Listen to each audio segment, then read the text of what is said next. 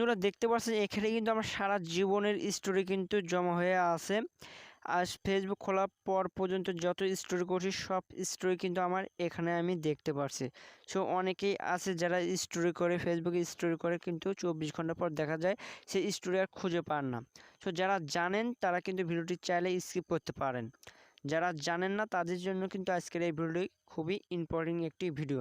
So আপনারা আপনাদের story কিভাবে বের করবেন এবং এই যে স্টোরিগুলো আপনারা করছেন সেগুলো কোথায় জমা হচ্ছে এটা কিন্তু আজকের ভিডিওতে আপনারা শিখতে পারবেন। এর জন্য কী করতে হবে, পুরো ভিডিওটি কিন্তু দেখতে হবে কোনো প্রকার স্কিপ ছাড়া। ঠিক আছে, তো বেশি কথা বলবো না, সরাসরি আমরা মূল ভিডিও চলে যাবো। মূল ভিডিও যাওয়ার আগে আপনি আমার চ্যানেল নতুন হয়ে থাকেন অবশ্যই চ্যানেলটি সাবস্ক্রাইব করে দেবেন। ঠিক আছে, সো এই জন্য আমরা কী করবো, সরাসরি আগে ফেসবুকটি ওপেন করে নেব। সেখান থেকে আমরা কী করে ফেসবুক ওপেন করে নেব। সো আপনারা ফেসবুক ওপেন করে নেবেন এবং আপনারা আইডি যে আইডিতে স্টোরি করছেন সেই আইডিটি আপনারা লগ ইন করে নেবেন। তারপর আইডির উপরে আপনারা ক্লিক করবেন। সো ক্লিক করে দেওয়ার পরে গেছে এখান থেকে দেখতে পাচ্ছি এখানে 3.9 মতন একটি চিহ্ন, জাস্ট এটার উপর আমরা ক্লিক করে দেব। ক্লিক করে দেওয়ার পরে গেছে এখান থেকে দেখতে পাচ্ছি আরসিভ, জাস্ট এই আরসিভের উপর আমরা ক্লিক করব। ঠিক আছে, সো ক্লিক করে দেওয়ার পরে এরকম ইন্টারফেস আসবে। সো এখান থেকে আমরা দেখতে পাচ্ছি স্টোরি ইয়ারশিপ, জাস্ট আমরা এটার উপর ক্লিক করে দেব।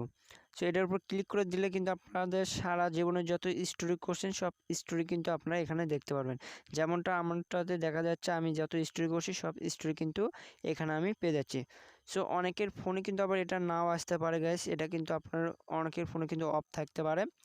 সো কীরকম থাকতে পারে আমি নতুন একটি আইডি লগ ইন করে দেখা দিচ্ছি, যাদের এটা অন করা নাই তাদের কীরকম আসবে।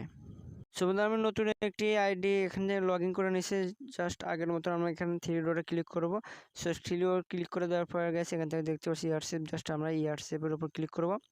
সো ক্লিক করে দেওয়ার পর গেছে এখান থেকে দেখতে পাচ্ছি স্টোরি ইয়ারশিপ, জাস্ট স্টোরি ইয়ারশিপের উপর ক্লিক করব।